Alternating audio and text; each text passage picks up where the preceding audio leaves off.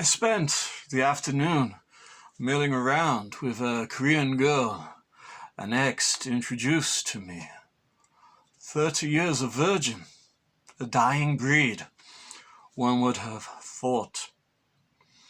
I buy her a cake, bid a long farewell at the subway stairs, then ride south. Afternoon turning to evening, and the lamps going on. Parts of the city I have not seen, parts I know approached from new angles. The ancient square of an early Showa museum city. Observation deck tower, Shinsekai. Long, shadowy arcades held together by grime. South through the ghetto, further than I've ever been, to a flower quarter.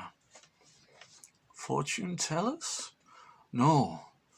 A street of low lights and open shops. In each shop a crone sat on a platform. Beside her a beauty in a costume on a cushion. The schoolgirl, the office lady. Did I see the nurse? On and on, wanting to look and not wanting to.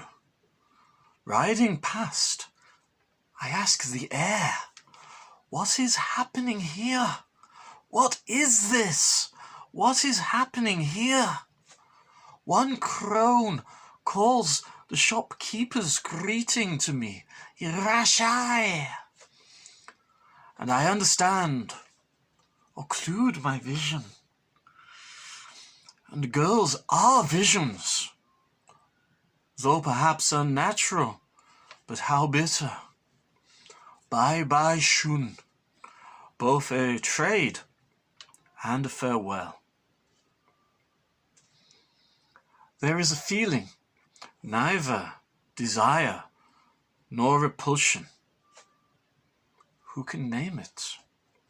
It escapes me, as a black-winged butterfly might. I would let it go. If the girls were only doing it of their own free will, I grasp. Of course, this hope must be dashed. Nayamu, Nayamashi. In this country, the word for sexy is derived from the verb to suffer. O daughters, that you were free. O daughters, that you were free. It's a century, on the first day that feels like spring, I bid it goodbye.